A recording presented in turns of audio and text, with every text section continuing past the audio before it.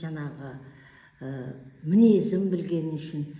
Бірақ қызым сол бір үлкендерден ұялатын бір мінезі бар, сөйлемейді үлкендерге.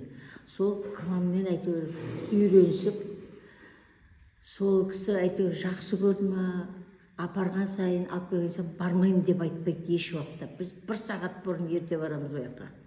Сөйтіп далада неде жүреміз ойнап, сосын кіреді. Тағы әйтеуір келіп шығып, сол кезде Андрейдің айтқаны, жақсы ойнасаң, жақсы менің үйреткенімді күнде қайталай берсең, мен сені чемпион қылам деп айтқан. Сол айтқан сөзі құлағымнан әлі кетпейді.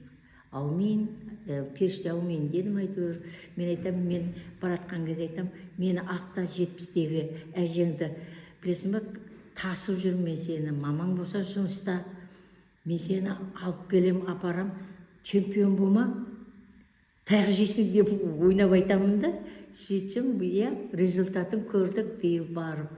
Ойбай, өте ризамын. Бірінші кезде бұл классикадан анандай балдарды көріп өте көп болды, енді 1000-ға жуық адам болған шығар.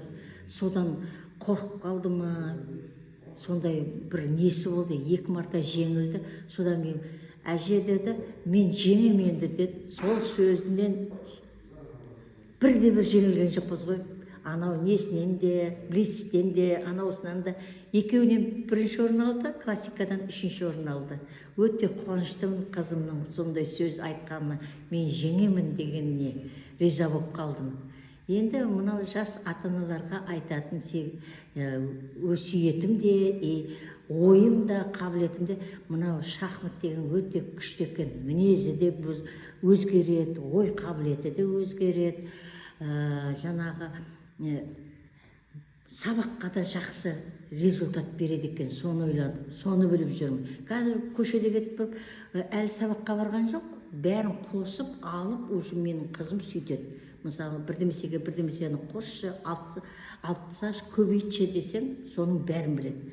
Сосын мынау шахматты школаға келіп жүрміз, өте қыздары да, директор да өте мейірімді, сондай қарапайым.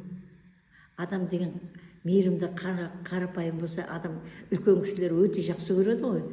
Әже, соған да ризамын. Балдарыңызды осы сияқты маңайдағы ата-аналар болсын, не болсын, берген дұрыс деп ойлаймын. Осы шахматқа. Шахматтың алдағы уақытта беретін несі, нәтижесі өте мол екен, соны түсіндім.